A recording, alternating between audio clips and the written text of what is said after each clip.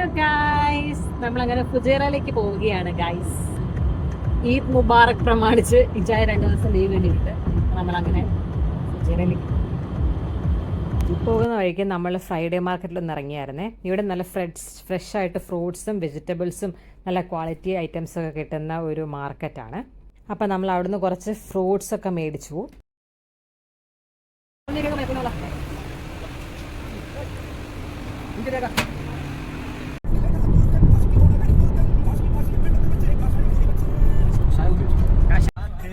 Guys, നമ്മളങ്ങനെ Fujairah എത്തിയിരിക്കുകയാണ്.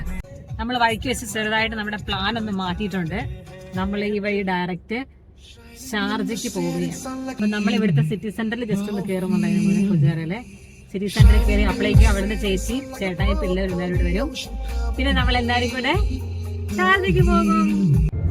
അവിടുന്ന് എല്ലാവരെയും പെറുക്കിക്കൂട്ടി ഞങ്ങൾ ഷാർജയിലേക്കുള്ള യാത്ര തുടർന്നു. ഏകദേശം ഒരു വൈകുന്നേരമായി കേട്ടോ. അപ്പം അതുകൊണ്ട് തന്നെ പിള്ളേർക്ക് നല്ല ക്ഷീണമായിരുന്നു. കുറച്ച് നേരം ഉറങ്ങി ചെറിയൊരു നാപ്പ് എടുത്തിട്ട് ഇനി പിള്ളേരെല്ലാവരും ആക്റ്റീവായി. പിന്നെ അവരുടെ കലാപരിപാടി. നമ്മൾ റാസൽ ഗെയിമിൽ നിന്ന് വരുന്ന വഴിക്ക് കോട്ടൺ ക്യാൻറ്റീനൊക്കെ വിറ്റോണ്ട് ഒരു ചേട്ടൻ വഴി സൈഡിൽ നിൽക്കുന്നുണ്ട്. അപ്പോൾ അത് കണ്ടപ്പോൾ എനിക്ക് നൊക്ലാജ് അടിച്ചിട്ട് ഞാനും മേടിച്ചൊരു 3-4 കവർ കോട്ടൺ ക്യാൻഡി.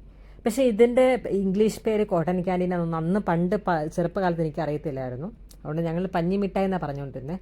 നിങ്ങൾ വേറെ എന്തെങ്കിലും പേര് പറയുന്നവരുണ്ടോ? ഉണ്ടെങ്കിൽ ഒന്ന് കമൻറ്റ് ചെയ്യണേ. അങ്ങനെ നമ്മൾ ഷാർജയിലൊക്കെ പോയി തിരിച്ചെത്തി.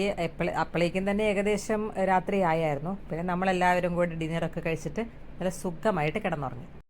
പിറ്റേന്ന് രാവിലെ തന്നെ ദുബായിക്ക് പോകാമെന്ന പ്ലാനുമായിട്ട് ചേട്ടായി വന്നു. കാരണം നമുക്കവിടെ റിലേറ്റീവ്സ് ഉണ്ട്, അവർക്കും ഈദ് പ്രമാണിച്ച് ലീവാണ്. അപ്പം എന്നാൽ പിന്നെ അവരുടെ അടുത്തേക്ക് പോകാമെന്ന് ഉള്ള പ്ലാനിൽ നമ്മൾ കുറ്റിയും പറച്ച് എല്ലാവരെയും കെട്ടിപ്പെറുക്കി ദുബായിലേക്ക് പുറപ്പെട്ടു. ഇവിടുന്ന് ഫുജേറയിൽ നിന്ന് ദുബായിലേക്ക് ഏകദേശം 1.5-2 മണിക്കൂർ മിച്ചം ട്രാവലിംഗ് ഉണ്ട്. അപ്പോൾ പിള്ളേരും എല്ലാവരും കൂടെ ഒരേ സ്ട്രെച്ചിൽ ഒറ്റ ഇരിപ്പിരുന്ന് പോയി അവിടെ എത്തുമ്പോഴത്തേക്കും നല്ല ടയേർഡാവും. അപ്പം അതുകൊണ്ട് അന്താക്ഷരി കളിക്കാം എന്നുള്ള ചേട്ടായിൻ്റെ പ്ലാനിൽ നമ്മളെല്ലാവരും അന്താക്ഷരി കളിച്ചു. പക്ഷേ സംഭവം സെറ്റായിരുന്നു കേട്ടോ. സമയം പോയത് അറിഞ്ഞില്ല. പെട്ടെന്ന് തന്നെ ദുബായിൽ എത്തിയതും അറിഞ്ഞില്ല.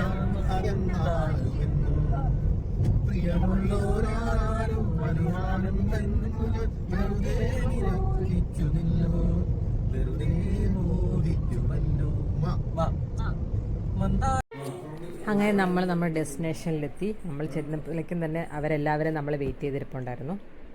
പിന്നെ ഞാൻ വ്ളോഗ് എടുക്കാൻ വേണ്ടിയിട്ട് എല്ലാവരും എന്നെ കളിയാക്കുകയാണ്. ഗൈസ്, ശരിയാക്കി തരാം.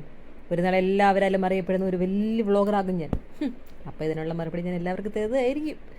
ചുമ്മാ എല്ലാവരെയും കളിയാക്കുമെങ്കിലും അവരെല്ലാവരും ഭയങ്കര സപ്പോർട്ടാണ് കേട്ടോ. അതാണല്ലോ നമ്മുടെ ഇൻസ്പിറേഷൻ. എന്തായാലും അവിടെ ചെന്നപ്പോഴത്തേക്കും പിള്ളേർ കൂട്ട് കിട്ടിയപ്പം അവർക്കാണ് ഏറ്റവും ഹാപ്പി ആയത്. അപ്പോൾ അവരായി അവരുടെ ലോകമായി. പിന്നെ നമ്മളെല്ലാവരും ഇരുന്ന് കുറച്ച് നേരം വർത്താനമൊക്കെ പറഞ്ഞ് പിന്നെ ലഞ്ചൊക്കെ കഴിച്ച് കുറച്ച് നേരം ടി വിയിൽ പാട്ടൊക്കെ ഇട്ട് ഒന്ന് വൈബാക്കി. പിന്നെ കുറച്ച് നേരം ദംഷറാട്സ് കളിച്ചു. എന്തായാലും ഫ്ലാറ്റിൽ തന്നെ സ്പെൻഡ് ചെയ്യാനേ നിവർത്തിയുള്ളൂ. കാരണം പുറത്ത് ഭയങ്കര വെയിലും ചൂടുമാണ്. അതുകൊണ്ട് എവിടെയെങ്കിലും പോവുക എന്നുള്ളത് പിള്ളേരൊക്കെ ഉള്ളത് കൊണ്ടും ഭയങ്കര റിസ്ക്കാണ്. പിന്നെ അങ്ങനെ വൈകുന്നേരമൊക്കെ ആയപ്പോഴത്തേക്കും എല്ലാവർക്കും ബോറടിച്ചു. പിന്നെ പതുക്കെ നമ്മൾ ഫ്ലാറ്റിൽ നിന്ന് പുറത്തേക്ക് ഇറങ്ങി. പിന്നെ സൈക്ലിങ്ങും വാക്കിങ്ങും അങ്ങനെ കുറച്ച് ആക്ടിവിറ്റീസൊക്കെ ആയിട്ട് അങ്ങനെ കുറച്ച് നേരം ടൈം സ്പെൻഡ് ചെയ്തു. അതിനുശേഷം നമ്മൾ തിരിച്ച് ഫ്ലാറ്റിൽ വന്ന് ഫ്രഷായി തിരിച്ച് ദുബായിൽ നിന്നും തിരിച്ചു പോന്നു ഗൈസ്. അപ്പോൾ അത്രയേ ഉള്ളൂ ഇന്നത്തെ വീഡിയോ. ചെറിയൊരു വ്ളോഗായിരുന്നു.